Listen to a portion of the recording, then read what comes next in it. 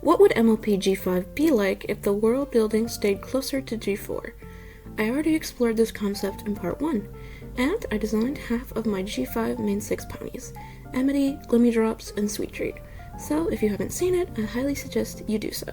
Now, onto our first pony for this video.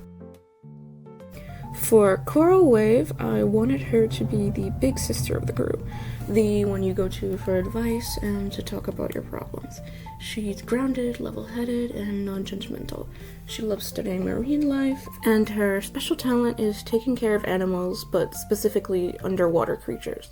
But because she's so dedicated to her work and her friends, she'll neglect her own needs and wants, causing her to get burnt out and sometimes lash out at her peers.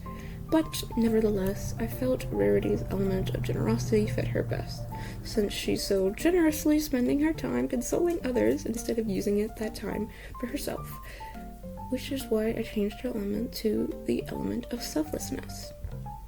I decided to give her this tall, skinny silhouette because I thought it would make her look more mature, and her hair is braided to symbolize a mermaid tail. And here is the elegant, selfless Coral Wave. And our second pony is Jack Trades. His special talent is that he's basically good at multiple things at once, particularly pertaining to entertainment. So his name is kind of supposed to be a play on words of the phrase, Jack of all trades. It is a little on the nose, but I like it. It's goofy, like he is, so I think it suits him.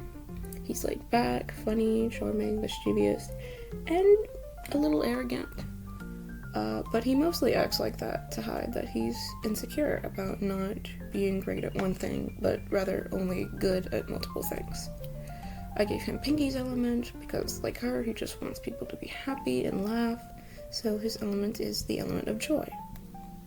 For his design, I was actually kind of on the fence about making him a Pegasus because I already made the other boy in this lineup a Pegasus, but I don't really think it matters and it suits him, so I went with it. I imagine he's probably flying around when he performs his acts just to make it a little more entertaining for the audience. He probably has my favorite Cutie Mark design. The Jester hat represents his comedy talent, the top hat represents his magic tricks, and the face represents his acting talent. And here he is, all finished.